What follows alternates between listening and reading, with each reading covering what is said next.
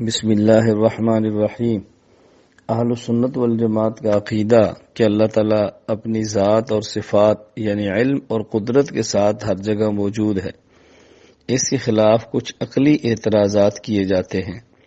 ان میں اعتراض نمبر 1 یہ ہے کہ اگر اللہ تعالیٰ ہر جگہ پر ہے اور اللہ تعالیٰ عرش پر نہیں تو حضور اکرم صلی اللہ علیہ وسلم کو اللہ رب العزت نے ہم کلام ہونے کے لیے عرش پر کیوں بلایا؟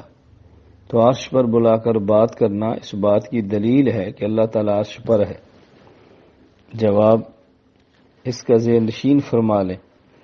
ہم کلام ہونے کے لیے حضور اکرم صلی اللہ علیہ وسلم کو عرش پر بلانا اگر اس بات کی دلیل ہے کہ اللہ تعالیٰ عرش پر ہے تو پھر کوئی شخص یہ بھی کہہ سکتا ہے کہ اللہ تعالیٰ کوہ طور پر ہے۔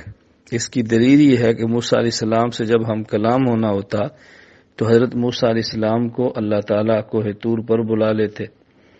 اور کوئی شخص کہہ سکتا ہے کہ اللہ تعالیٰ ہر مسجد میں ہے، کیونکہ جب ہم کلام ہونا ہوتا ہے اللہ سے تو نماز پڑھتے ہیں، اور جب نماز پڑھنی ہے تو مسجد میں جاتے ہیں۔ اس کا معنی اللہ تعالیٰ ہر مسجد میں ہے۔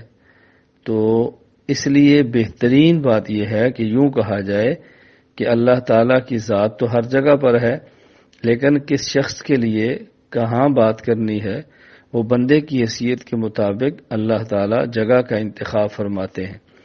اگر بندہ ہم جیسا ہے تو انتخاب مسجد کا ہوتا ہے، اور اگر بندہ حضرت موسیٰ کلیم جیسا ہے علیہ السلام تو گفتگو کے لیے انتخاب طور سینا کا ہوتا ہے، اور اگر بندہ حضرت محمد مصطفیٰ صلی اللہ علیہ وسلم جیسا ہے تو گفتگو کے لیے انتخاب عرش معلیٰ کا ہوتا ہے۔